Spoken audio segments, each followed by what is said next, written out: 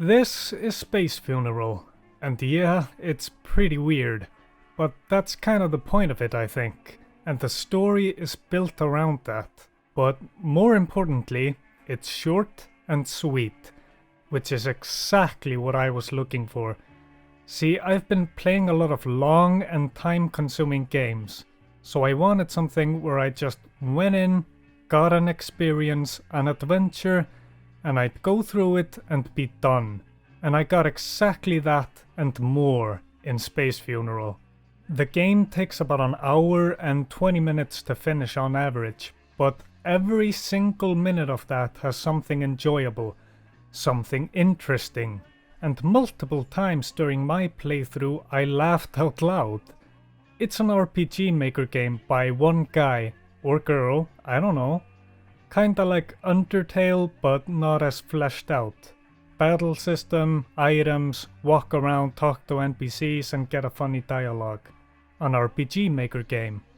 Let's take a note from this game and just drop into it.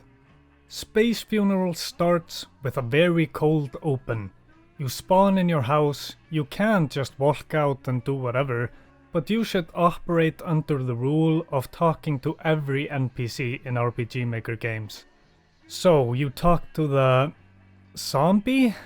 Why does every game I play have zombies? Your mother and I think you should leave. How relatable. Eat your greens. What a nice mom. You go outside and you don't really have a concrete direction in how to progress the game. But the game is designed so there really is only one way to go. Oh yeah, your character. You are a crying man-child named Philip. I don't want to sound like I'm insulting him, but man-child is just accurate. He looks like a baby combined with an adult. An adult that looks like a baby? Speaking of babies, is that a baby there, outside, on the ground? I feel really concerned, but I can't really do anything about it, so... whatever, I guess. Every character in this game is designed in a freaky, weird, and or silly way, and I love it. Hell, even in the level design, there is something that sticks out and puts a smile on my face. You talk to the local wizard, and he says it's too late, and something about the City of Forms in the north. But first, go east for a weapon. A little longer to the east and you will get your first taste of combat. So, the combat. It's not hard. The developer actually deliberately nerfed the combat, so you shouldn't worry about it. And it's not really turn-based, I think. I think it operates on a timer per character kind of thing. And you should really just think of the combat system as a platform for funny things possibly happening. And that brings me to the mystery mechanic. Mystery is the most fun mechanic I have played with in a game for a while. When you select mystery, something random happens. Philip could just start crying and the enemies will feel bad and develop a sense of morality. Or your character will go into a steroid rage and beat up the enemies. Or just throw up some gang signs and the enemies will walk off in fear or disgust. My favorite one so far, that I laughed out loud to myself, was I was fighting two enemies and I selected mystery. So Philip, the main character, decides to reach out with a hand in friendship, and both of them accept it. It's a great mechanic. And now, the music. Most of it is like music you would chill out to. White Waking, the theme of Scum Village, and probably the song that's been in the background. It's one of the first songs you will hear in the game, and it's something I've been listening to because of this game for like 2 to 4 years. Most of the music is pretty chill, but then that battle theme comes in, and you're sitting there in your chair, having a blast, hyped up, ready for blood and puke. There is a part in this game that is unbelievably unnerving because of the map design and the music choice. When the earth is turned into a gripping dungeon in which hope like a bat flutters blindly, and bruises its timid wing and tender head against the walls and rotted ceilings. And then you get to that part. I don't want to play this game anymore. You know what? I'm gonna go scene by scene, but before that, spoiler-free review. It's a great experience, I had a great time, it put me in a good mood, and I laughed out loud a lot. The music is great, and it's free. 1 hour and 20 minutes of pure entertainment. Alright, now, scene by scene. I'm still gonna leave a lot out, so just play the game, doofus. Okay, where was I? Bone Swamp. So, rent a boat and head for the cave. Seriously, what is up with the babies everywhere? Go in the cave and get your first taste of combat. Sing a song in an attempt to bore your enemies to death. It doesn't work, beat them up. A knight warns you of the swamp trog. Unfortunately, you have to get past the swamp trog and wake him from his nap. Justifiably, he wants to kill you, I can totally relate. There's a reason my girlfriend stays out of range when waking me up. You know, for a crybaby, Philip is surprisingly strong. He easily makes that swamp trog his bitch. Alright, you got a knife, time to head north. Oh no, there are blood wolves here. That's very dangerous.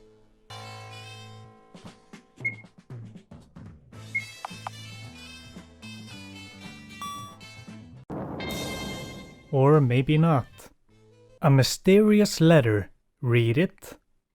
Expect the worst. What a bad letter. Head north.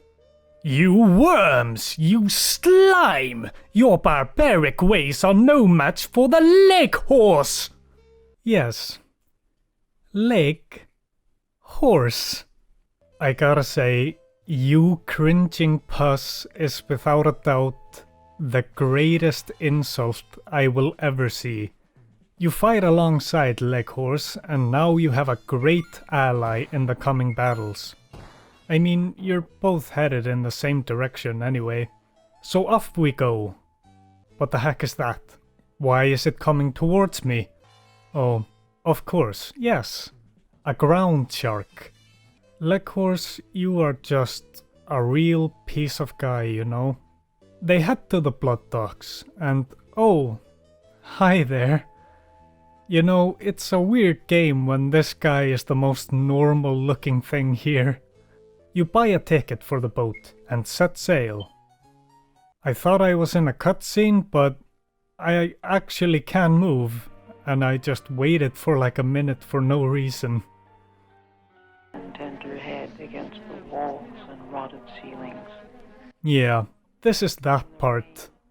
I actually forgot just how uncomfortable and unnerving this place is, and watching this again on the recording, it's still hitting me pretty hard. I gotta say, that's a really good job.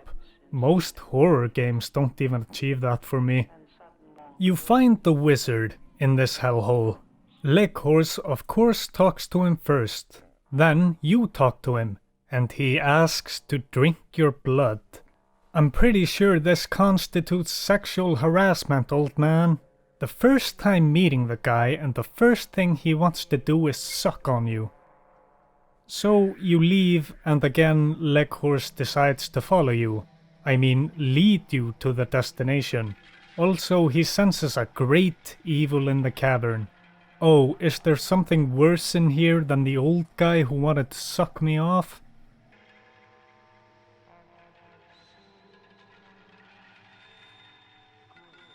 Yeah, okay. That's pretty bad. They fight. Philip throws a rock and cries all over the place. And Leghorse kicks. And they win.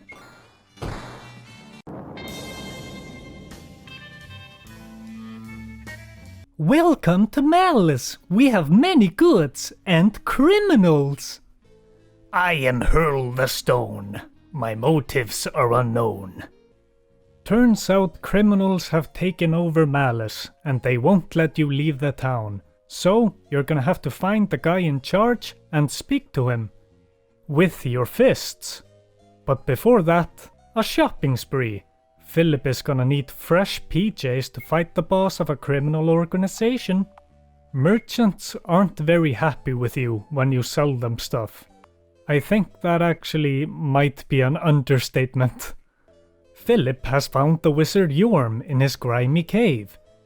He gives Philip slight directions and to remember to come see Wizard Yorm if you lose your form. I just had to include the junk store.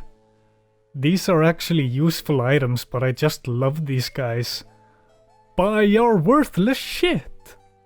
Hey, it's me, Philip.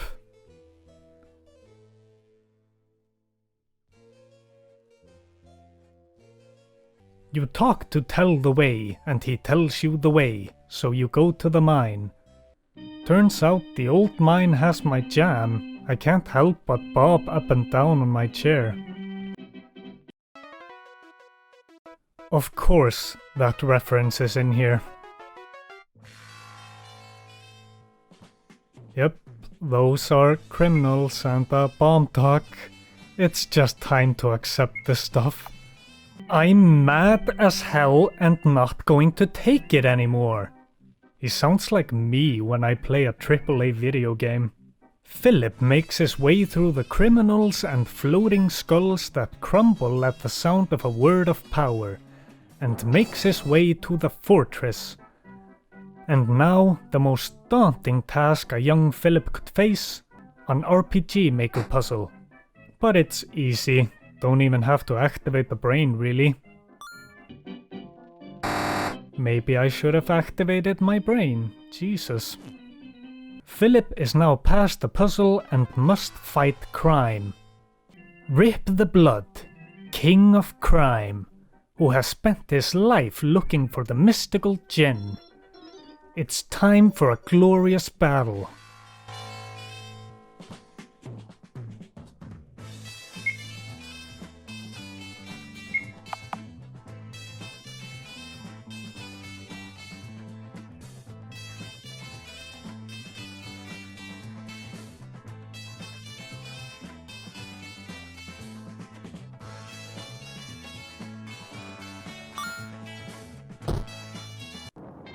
Or not.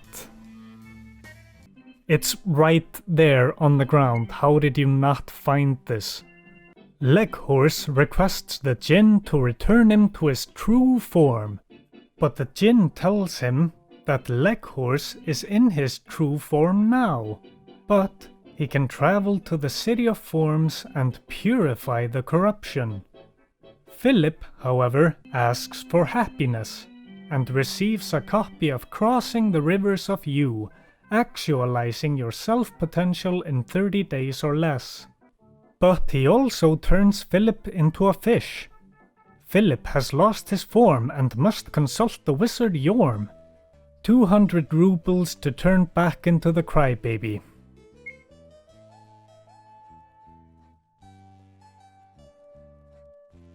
And now they head east. To somewhere I forgot what it's called. Lion Village maybe?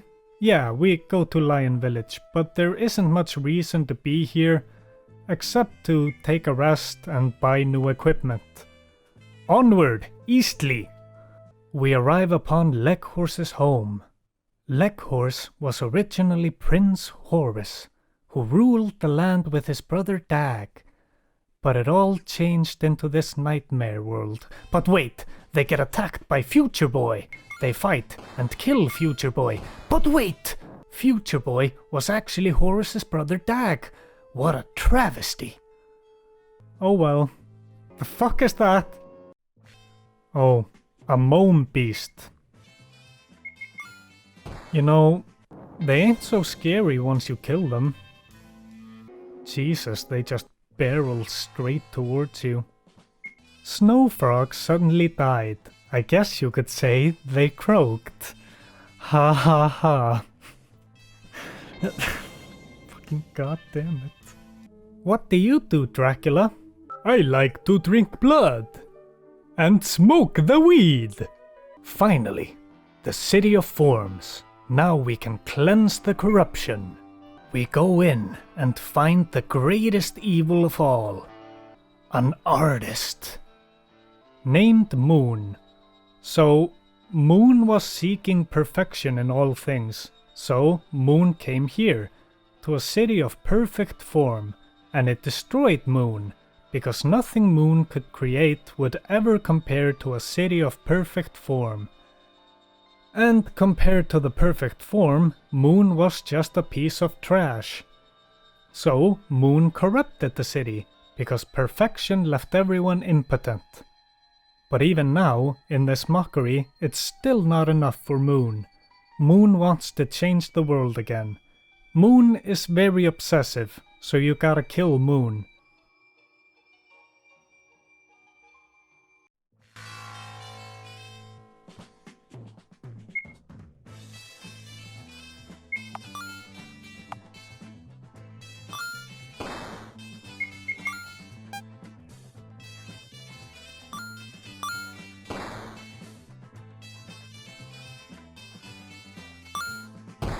And it's surprisingly easy.